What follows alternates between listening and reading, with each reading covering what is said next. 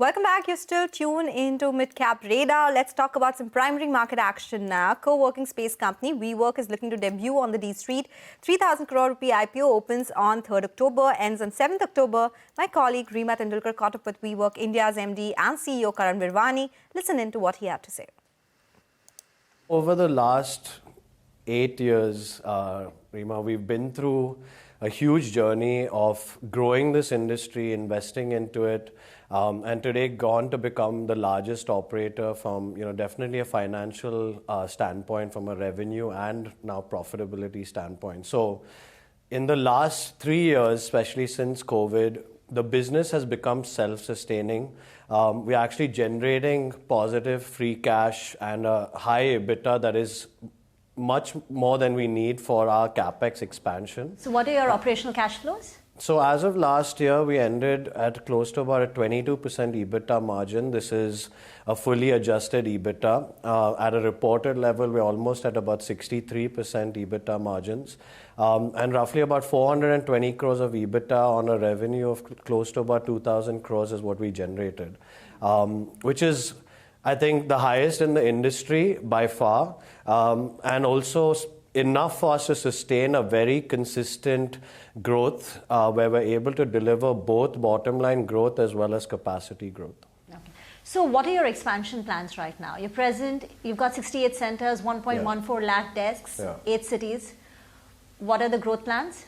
So if you look at the commercial real estate market in India itself, has been growing at roughly a clip of almost like 8%. Last year was the peak expansion for commercial real estate, almost 77 million square foot of commercial expansion. In the last 8 years, the flexible industry itself has become from zero, close to about 10%. And for incremental expansion, it's nearly 25%, which is now matching ITES. So the industry itself is growing at roughly about 18-20%. We are market leaders in the industry, so our endeavor is always going to be to grow slightly over and above that from a capacity and growth standpoint. We will continue to grow faster than the industry itself, at this scale, we think that that's roughly in the range of like 20,000 desks year over year. And if demand increases, like last year, we actually added almost 27,000 desks. So if demand continues to show that there is, the requirement, we'll even accelerate that growth. Got that. So over the last 2-3 years, you've grown at an average of 20%. Yeah. Will that sustain? And is there scope to expand margins above 22%? Yeah, we are operating at already 22% EBITDA as of FY25. FY24 was closer to 20.4%. So you already see a margin expansion, even in a year of extremely high growth. And we see that there is enough potential from the existing ramp-up centers maturing, which will lead to more margin expansion. We've also unlocked few revenue streams that are extremely high margin. Our digital products business, which is growing faster than our workspace business, and that is driving a big part of why we have higher margins. Over and above that, our services business, which is higher. No, this is services that we sell over and above the workspace business. So it could be anything from F&B to parking to dedicated internet to customizing your workspace even further.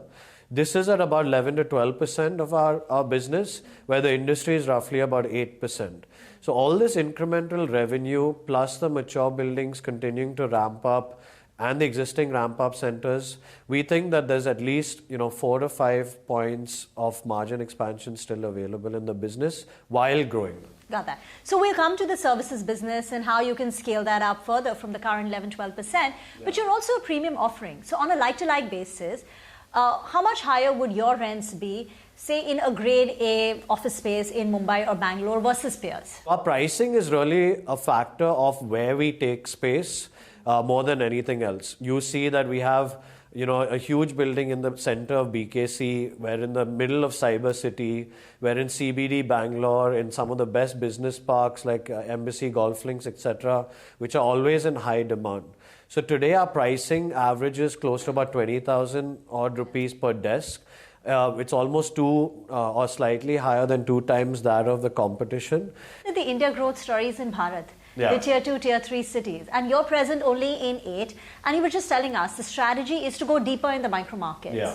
So is that it? 8 cities, or are you planning to expand? And what would be the, say, 2 years, 3 years down the line? Yeah. How many cities would you be present in? So we are evaluating all cities. I don't think we look at anything as tier 1, tier 2, tier 3 in that sense. We actually are looking at where is there sustained demand that allows us to grow fast and have multiple centers, and where is there quality real estate. As of now, in your plans, there is no expansion beyond 8 cities. No city has given us that indication yet.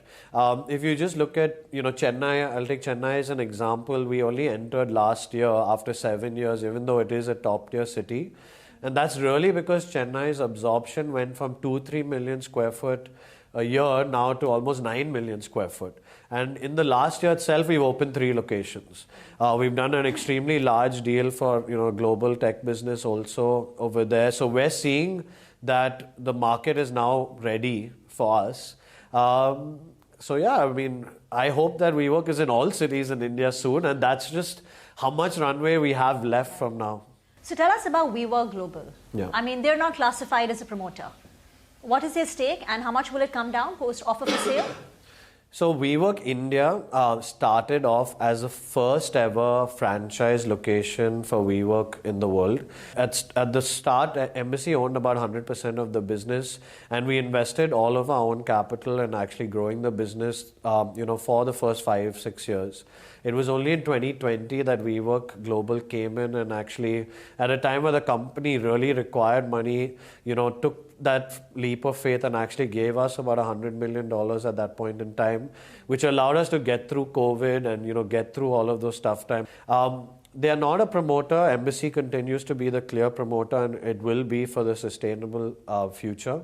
So they own currently about 22%. Post the IPO, they'll be somewhere in the mid-teens, so roughly a 30% dilution on both sides of the business. And, for the brand, for the IP, we pay about a 2.5% management fee. That gives us exclusive rights to the brand in perpetuity in India. Well, that was Karan Virwani of WeWork India.